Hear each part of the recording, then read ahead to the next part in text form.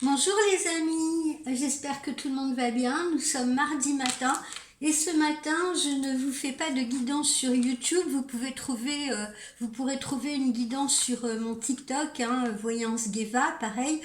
Ce matin je vous ouvre un dossier sur le shading.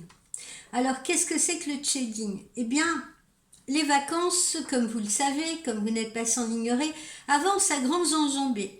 Et avec ces vacances, autant de perspectives de faire de nouvelles rencontres sur le plan amoureux particulièrement.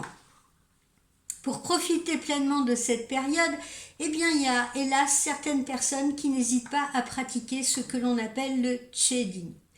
Le shading, c'est une tendance amoureuse spécifique à cette période d'été, même si certains la pratiquent un peu en hiver, et qui peut s'avérer toxique. Voilà pourquoi j'ouvre ce dossier.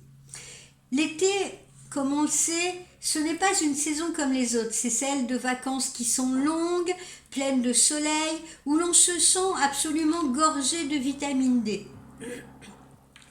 On associe d'ailleurs souvent cette période estivale au coup de foudre, mais aussi, et permettez-moi de le préciser sans vulgarité, au coup d'un soir. Le terme shading, il a été inventé par une application de rencontre américaine nommée Wingman. Il s'agit de profiter de l'été pour faire des rencontres sans prise de tête, de papillonner sans s'engager. Jusque-là, vous me direz rien de bien novateur, puisque c'est déjà ce qui se passe sur n'importe quelle appli de rencontre. Sauf que le concept de shading se trouve associé au fait de mettre l'autre dans l'ombre, car shade en anglais, pour les personnes qui ne parlent pas anglais, signifie ombre.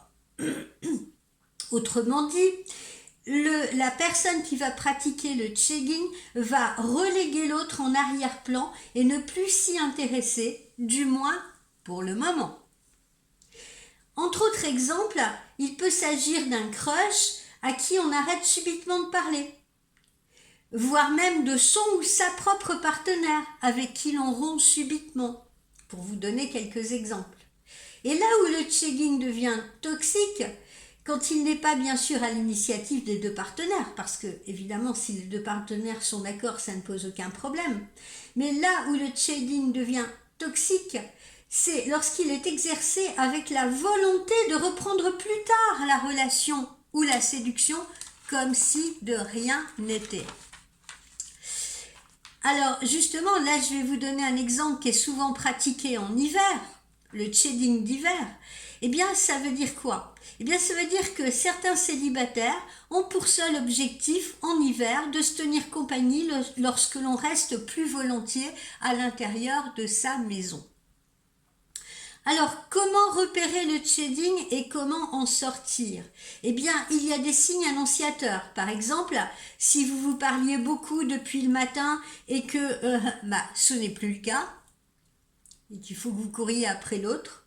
Si vous avez l'habitude d'échanger, vous voyez, avec des petites taquineries drôles, et que maintenant, vous n'avez droit qu'à un vague bonjour, bonsoir, voilà, ou un vague mot, eh bien là, il faut vous méfier.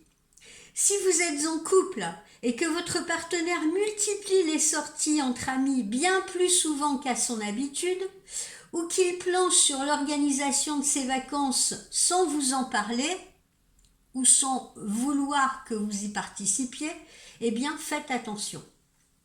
Si vous pensez être victime de shading, le mieux et d'imiter le niveau d'investissement de l'autre dans la relation pour vous préserver. Donc, si vous pensez être victime de ce genre de comportement, imitez le comportement de votre partenaire. L'objectif, c'est quoi? L'objectif, c'est que vous discerniez pourquoi votre crush ou votre partenaire réagit comme ça. Posez-vous les bonnes questions. Les difficultés pour se voir sont-elles liées à l'été ou à des plannings différents? Ou alors, est-ce qu'on vous a, à votre avis, éjecté consciemment et consciencieusement? Il faut bien faire la différence. Pour en être certaine ou certain, eh bien, rien de mieux qu'une discussion à cœur ouvert parce que cette discussion s'avérera nécessaire justement pour se préserver et parce que tout le monde a droit à un bel été. Voilà les amis, j'ouvrirai prochainement 2 autres dossiers sur pourquoi l'amour rend aveugle et que se passe-t-il dans le cerveau lorsque l'on tombe amoureux. Eh bien, je vous souhaite une excellente journée ensoleillée et je vous dis à demain. Et rappelez-vous, pour une guidance, vous pouvez aller me suivre sur TikTok. Bye.